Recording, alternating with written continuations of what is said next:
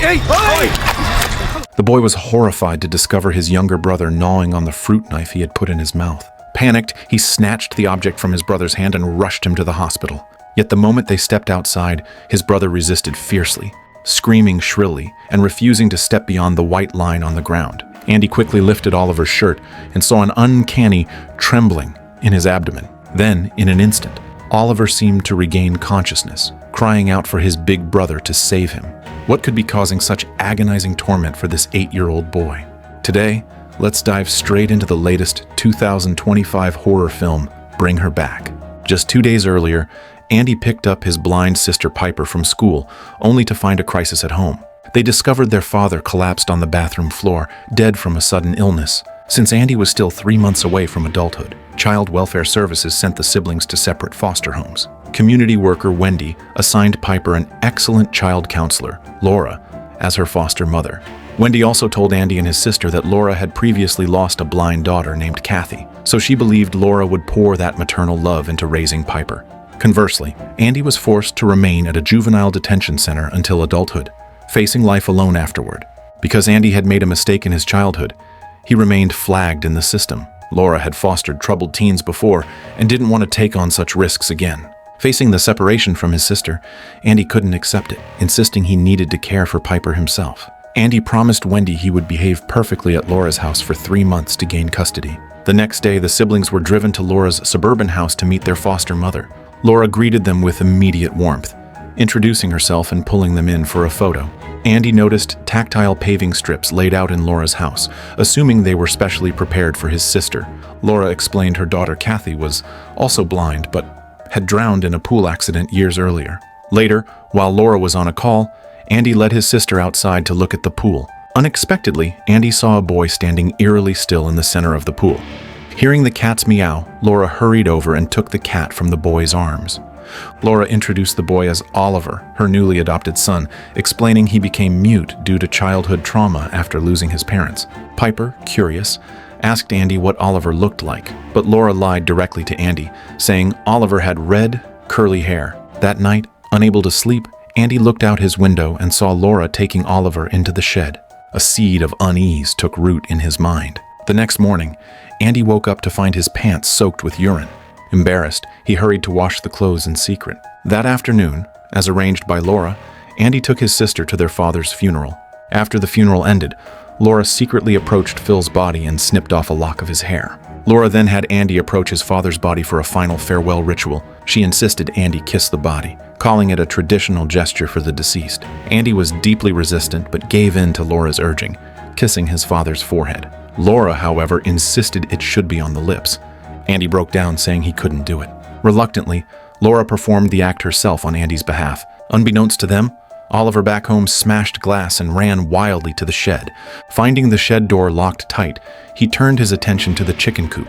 On the drive back, seeing the siblings distraught, Laura took them to a bar to play games. After some playful rounds, seeing Laura passed out drunk at the table, Andy approached and thanked her. Laura said she deeply understood their pain of losing a parent. Andy finally asked Laura how she coped after losing her daughter Kathy. Laura said on the burial day she couldn't bear to leave the graveside, feeling it was abandoning her daughter. For a time afterward, she even slept at the grave to feel Kathy's presence. At that moment, Andy also admitted that after his father's divorce and remarriage, he didn't get along well with him. So Andy often acted out at school just to get his father's attention. But all he got in return was his father's constant insults and beatings. Sharing their pain over drinks seemed to bring the makeshift family closer. Deep in the night, however, while Andy slept, Laura secretly poured a liquid onto his pants. She then used facial recognition to unlock Andy's phone and deleted all photos of his family. The next morning, Andy once again thought he had wet himself and quickly tried to hide it. At the same time, Laura and Piper walked into the bathroom and saw the wet clothes.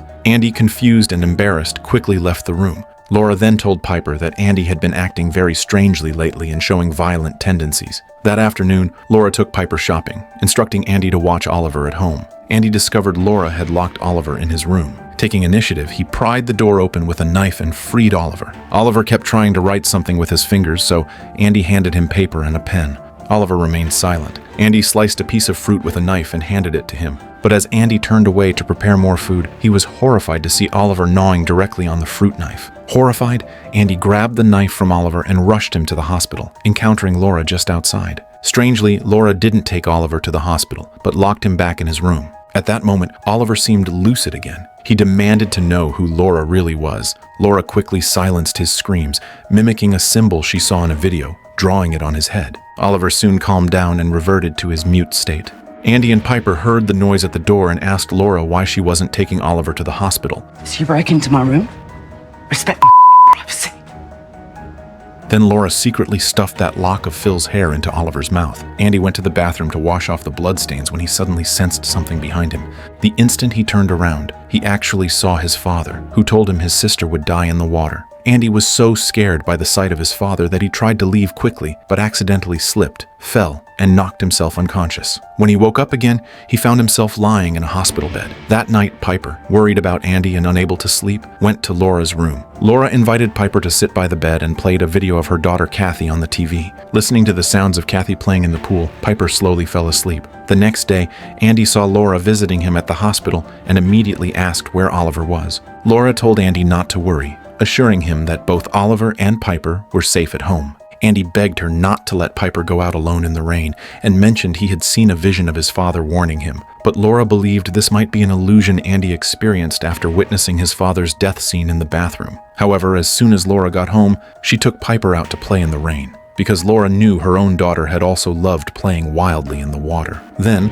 Laura brought out Kathy's clothes and hair ties and put them on Piper. Next, Laura tentatively asked Piper if she would be willing to stay after the 3 months if Andy left. Piper thought Laura simply didn't want them to leave, so she said she would often come back to visit her on weekends. Laura smiled and said she had something to show Piper, leading her to a freezer. What Piper didn't know was that Laura's own daughter, Kathy, was lying inside that freezer. The next day, Andy was discharged from the hospital and returned home, immediately going to Piper's room to confirm she was safe. But in the following days, Andy couldn't shake his father's words from his mind. Late one night, Laura repeatedly traced circles on Oliver's head while watching a video. The woman in the video had symptoms very similar to Oliver's. After the woman gnawed on some residue, she spat something from her mouth into another corpse, and miraculously, the cold body suddenly revived. Clearly, Laura seemed to be plotting something terrifying. In the morning, Laura came to Piper's bedside and forcefully punched her left eye. The next day, an unaware Andy woke up and was scolded by Laura because of Piper's eye injury. Confused, Andy asked his sister who had hit her.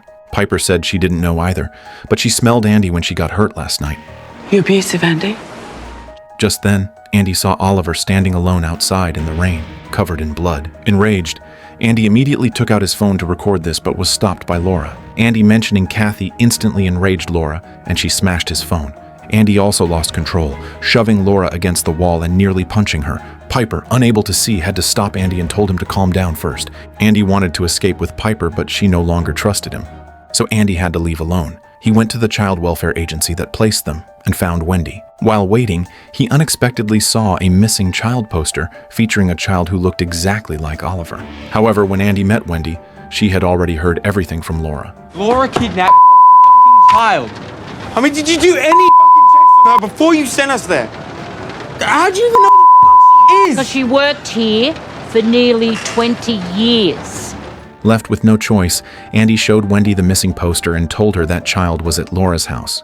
Although Wendy didn't believe it at first, she decided to go to Laura's house to check. But at that moment, Oliver began acting feral, frantically searching the house for food. Just then, Laura walked in, and Oliver immediately lunged at her, biting her hand. Laura, terrified, retreated into a room, locked the door, and finally fainted. Oliver, still ravenously hungry, started gnawing on the wooden table. Not long after, Laura woke up and smeared a strange symbol on the glass window. Outside, Oliver saw the symbol and immediately fell under her control again. Then she took Oliver to her daughter Kathy's freezer and made him gnaw on the corpse. Meanwhile, Andy and Wendy were on their way home and called his sister on the phone. He revealed Laura's true nature and begged her to leave the house immediately. Andy didn't know Laura was listening clearly to their entire conversation, so Laura quickly cleaned up the entire house before they arrived. When Wendy entered Laura's house, everything had been restored. There was no sign of damage. But Andy knew Laura's behavior well. He secretly sneaked into the shed from the backyard to find Oliver, only to witness a scene he would never forget. Just as Wendy was about to leave, she noticed blood on Laura's clothes. Then Andy's shout came from outside. She tried to go to him but was stopped by Laura. At that moment, Laura finally revealed her true nature. declaring she would save her daughter, Kathy. Realizing the situation, Wendy and Andy immediately turned to leave, but suddenly, Laura rammed into them with her car, killing Wendy on the spot. Laura saw Andy was still breathing and pressed him down into the rainwater until he stopped moving. Then Laura went to the gym to pick up Piper and bring her home to complete the final resurrection ritual. As soon as they got home, Piper suddenly heard Andy's voice. Following the sound, she made her way upstairs and felt Oliver's hair. Just then, Laura approached and said Andy was downstairs, then led her out of the room. After walking downstairs, Piper asked what color Oliver's hair was. Looking curly. White. Red. But she had just felt Oliver's head and there was definitely no hair there. Piper realized Laura was lying and panicked, running into a room and locking herself inside. That's when she felt something lying at her feet and discovered it was her brother Andy. But Andy was already lifeless. Soon, Laura unlocked the door with a spare key. What happened to Andy? He had an accident. Got to tell you a secret. Something I've been scared to say because I didn't want to frighten you. I've spoken with an angel. Laura confessed to Piper that she was assisting an angel to conduct a soul-summoning resurrection ritual. She explained she had already placed the angel's soul into Oliver's body, and next, by transferring Kathy's spirit into Piper's body, the resurrection ritual could be completed. What are you gonna do to me? I'm gonna drown you in the pool now, love.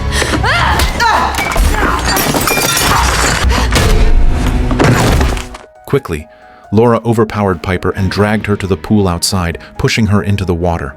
Oliver then walked over and watched as Laura held Piper underwater, trying to drown her. Let me do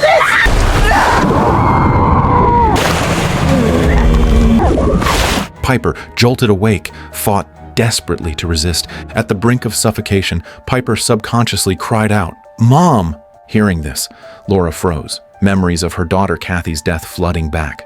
In that moment, her humanity was finally reawakened, and she did not kill Piper. Seeing her chance, Piper escaped from the pool, ran to the roadside, and flagged down a car to flee. Meanwhile, Oliver found his own missing person poster on the ground and stepped over that white line. When police arrived at the scene, they found Oliver in the woods. He had finally returned to normal and was able to state his true identity. As for Laura, she lay down in the water with her daughter Kathy, leaving this world forever. The movie ends here. However, the film actually hides a detail about Laura's lie. On the surface, Laura claimed her daughter drowned in the swimming pool, but when Kathy died, a blood stain was floating in the pool water, proving she didn't simply drown but likely suffered an injury before entering the water. It's highly possible that Laura got into a conflict with Kathy and accidentally killed her daughter. To lessen her guilt and regain a sense of control, Laura sought to resurrect Kathy. Perhaps the director intends to express that parents should focus on their children's growth, safety, and health. They should not impose pressure on their children's childhood through controlling behavior or excessive expectations. Well, this story concludes here. We'll see you next time.